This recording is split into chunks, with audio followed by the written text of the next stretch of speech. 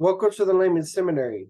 Today I'll be working on my Kingdom and Covenants paper that's due on the 26th. It's now the 24th right now. I have been productive, but I have been also sick and also having back issues and things like that. And um, you know, I hate that sometimes it gets to this point where you have so much work left to do after your regular job and stuff like that. But that's life. So we'll begin here and we'll start working through the paper. Uh One of the things that was really helpful for the class, and I didn't know this, it was going to be given, was there was going concerning the formatting of the paper.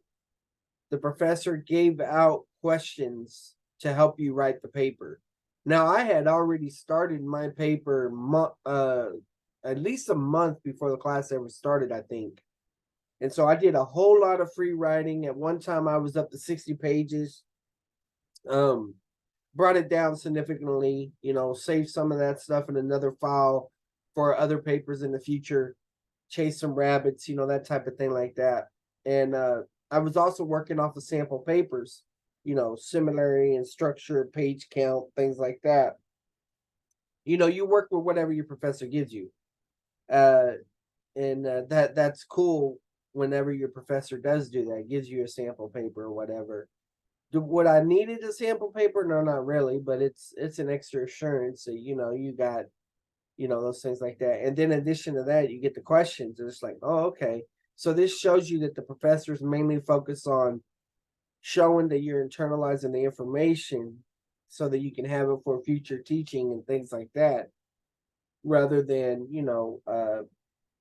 your paper being just something like never written before, never heard of. All right, it's 10 p.m. My cutoff time will be 4 a.m. I don't know if I'm gonna do it all in one video, a little bit, or how far I'll get. I got coffee here. So let's start out. Okay. So the first question, explain ownership versus enjoyment or possession. Now I have some of this already. Um, So let's just read what I have so far about the Mosaic Covenant before we get to that part. As y'all tell, I still have a cold, so my reading is not going to be that great. The theocratic office was restored in a limited sense when the Mosaic Covenant was given to Israel at Mount Sinai. Exodus 19. I need to put a verse there. It's probably 19, 5 and 6, but we'll check later. This claim is supported by the fact that the word kingdom first occurs here in the Bible. Also, it is a limited sense because the theocratic ministerial kingdom is not covering the whole planet, but is over this one nation. The Bible appears to distinguish a period of time between the fall and the giving of the Mosaic law. Yeah, right there. From Adam to Moses or whatever, all died. This limited TMK will continue into the Babylonian captivity when there will be no king sitting on the throne. This means that the TMK went through several transitions before a human monarch was on the throne. First, Moses led until his. Okay, let's see.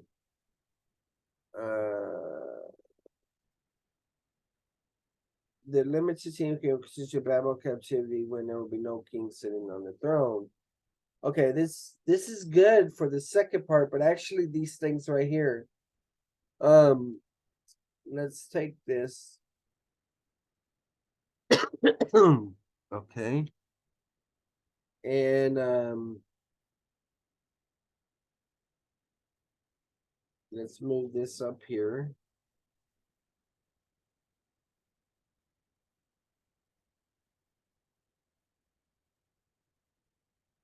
Okay. Giving them up. The TMK went through several transitions before a human monarch was on the throne. First, Moses led until his death right before Joshua began the conquest of the promised land. Probably need to include the scripture there.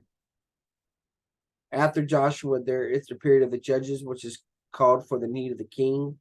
We need to have a verse there. But the king did all right, did what was right in his own eyes. There was no king. Okay.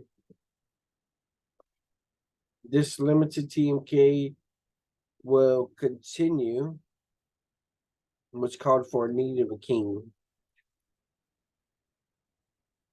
Saul, let's see here. Saul was a transitional king.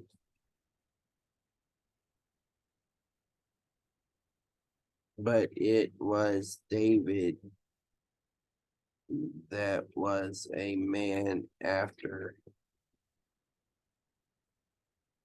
God's own heart. Now, I could go into a lot of detail there, but that's good enough. And I'll put some verses in there. Okay, I thought I talked about the kingdom splitting with Solomon and stuff. His son Solomon reigned 40 years, and then the kingdom was split. Okay, and then I need to talk about that here. But see, I'm talking about the Mosaic Covenant, all right? So I think I'm overstretching things here. Maybe I'll wait. I think I do have this written some other place. So let me just stop right there. The content revealed in the Mosaic Covenant is in Exodus 24. Okay. This looks like the part we need. Explain ownership and enjoyment. That's how it relates to the Abrahamic covenant.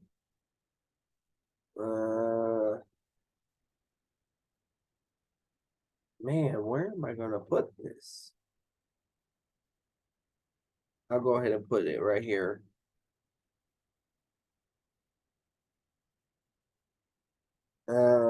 Let's see.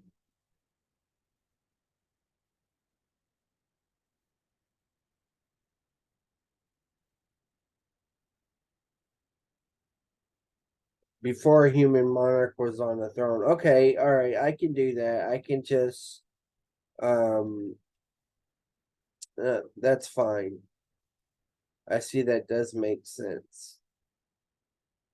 All right. Because basically all I'm talking about is I'm leading up to the time of having the king. Then I can go into the content that was revealed. All right, that works. And then there's the 6 parts of they're like Deuteronomy. Okay. All right, so now we got the relationship of the Mosaic covenant to the Abrahamic covenant. So let's go look at our question up here and see which one that relates to. Explain ownership and enjoyment or possession. I still think that's actually I think these are two even though these are kind of separated, I think these are two the same. So I'm going to go ahead and put them like that, and let's see if what I have works here. All right, so then this would have to go before those red questions because it's more of introductory stuff. And we're going to delete these questions eventually, but we're just putting things in this structure. Okay. Let's break it right here and then we'll analyze what we got.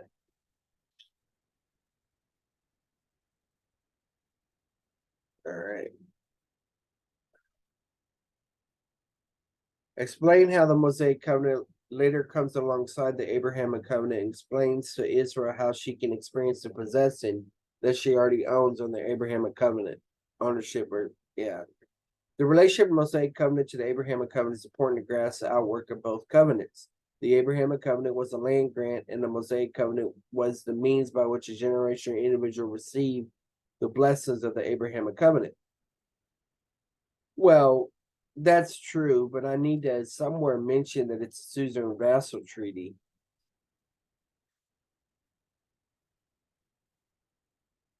Um, Did I mention? No, I already mentioned Susan Vassal right there, so maybe that will work. Innovative blessing.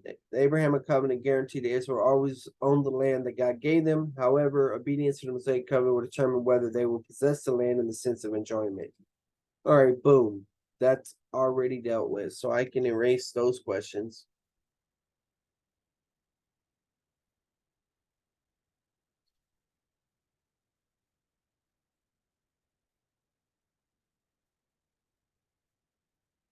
What does the Mosaic covenant ultimately point towards? Explain how the Mosaic covenant, unlike the unconditional suzerain vassal covenant.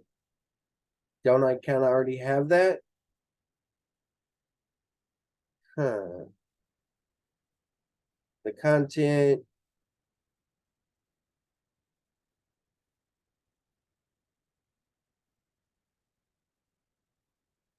All right.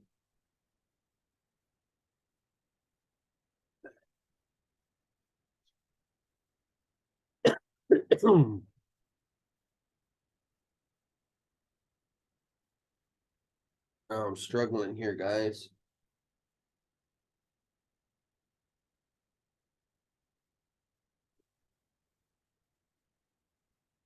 Okay, now this is all right. Well, let's go scrap this and move this down here, and we'll find out if we use it in our paper. This is the scrap heap over here. Okay. Ready? Let's see. Where were we? On the let's see covenant part.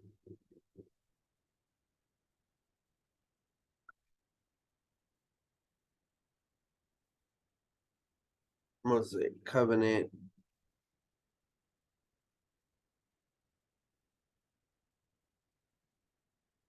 While the term permanent positional covenant can refer to absolute covenant, I don't even think I used the term permanent positional covenant in this paper, but I have used it like that in another paper.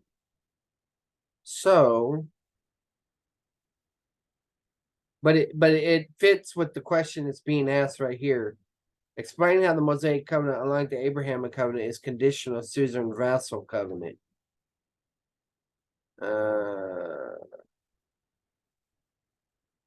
It makes more sense to explain the covenant first and then, but I mean, if I can take this right here, put it right here, and see how that flows. Enthronement of a human over their king. That's what this passage relates to right here. What it ultimately points towards. So what we'll do is we'll just put this here until I verify that I've accounted for everything. All right.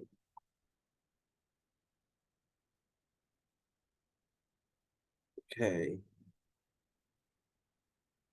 The Mosaic covenant is set up like a suzerain vassal treaty. Notice I don't really describe a suzerain vassal treaty, but I have other places wherever I describe it, which I could plug in. All right. I call it. All right, so now we gotta clean up some things here. All right, what are the three promises given to Israel? Israel would have a king. Okay. Three promises. There must be some technical stuff I gotta look at. Israel would have a king. How do we know the promised seed was to be their king? Israel would have a king. How do we know that the promised seed was to be their king? I would relate it to 2 Samuel 7, but maybe they're going back a little further. What is generational disqualification? See, these are some of my observational questions that I had early on when I was writing the paper.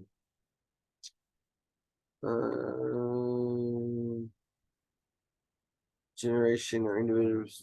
Uh,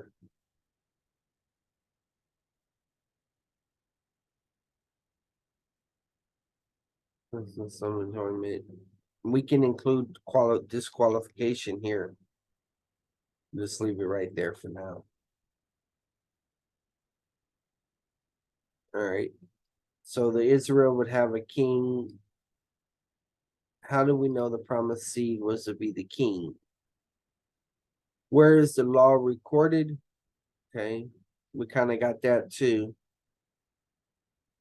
We see that right here. Where is it? Mosaic Law, Exodus 19 through 24. So this is a wider branch of passages, which I already know about.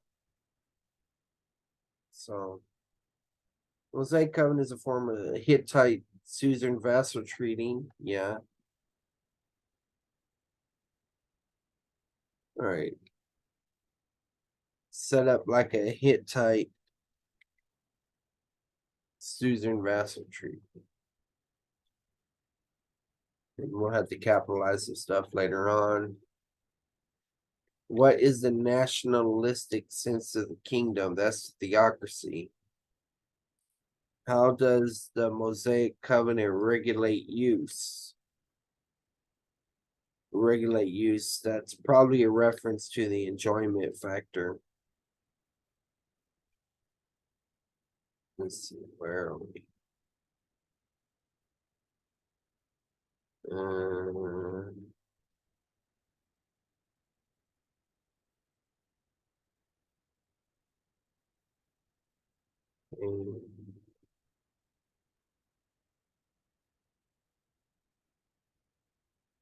where does it say enjoyment? I know I wrote about it. Oh, it's right here. Go ahead and put this right here. Some of these questions are redundant. The land promises elaborated in Deuteronomy 30. Okay. For some reason, I'm going to the land stuff here, where God promised to return to scattered people. Then they would never be scattered again. Romans 11 for his promise. So the land promise is not fulfilled spiritually, as covenant theology says. Underneath this limited TMK, the Abrahamic covenant is not fulfilled during the time of Moses or even during Joshua's leadership. Okay, so this deals with that why it's not fulfilled yet. And I may have to move this around to another portion of the paper. I'm not sure where I want to put it. The broader context is talking about the land stuff. The Davidic covenant. Okay. All right, so now we get into more questions. How was God preparing for the kingdom? How does this relate to 1 Samuel 8 and 1 Deuteronomy 17? What about the Davidic covenant? What does forever mean here? So this is all about the Davidic covenant. What is the time of the Gentiles? How does the fall of Adam, Babel, and the law relate to Deuteronomy 29? Well, I don't have to go that far back, but I understand why I asked that question. So then we got at the questions about what are the time of the Gentiles. All right, so what I think I'm kind of doing in this first video is I'm just kind of organizing the stuff underneath the questions. Then I'll probably do some offline stuff, smoothing everything out, cleaning it all up. So what are the time of the Gentiles? Okay. So the way I start out here,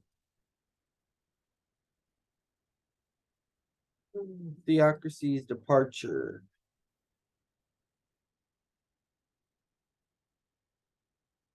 During the reign of King David and Solomon, Israel experienced its heyday. However, it was both of their sins that led to the atmosphere being ripe for dividing of the theocratic military kingdom.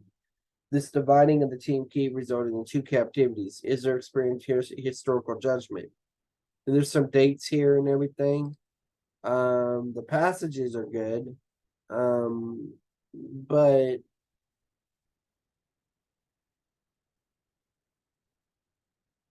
Yeah, I'll probably will include the dates and stuff there, so I'll come back to that. One of it is the time that the story of Ichabod is found. That's the shorthand language there about Ezekiel. What is the time of the Gentiles? So what is the time of the Gentiles? I think I can start putting this under here related to that.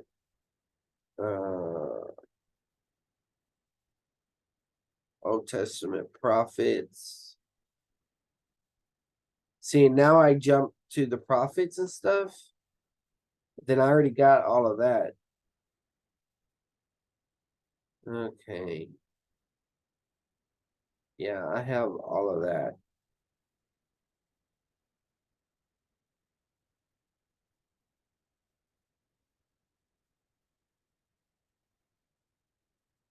Okay. So yeah, let me end this video here and I'll I'll start working on stuff behind the scenes and we'll go from there. Anyway, this is hopefully help y'all to see, my process. I know it helps me to do this in front of y'all. Talk through these things. It helps motivate me, especially when I got 2 days only to finish this up. As you see, right now my paper is more like Frankenstein's monster right now.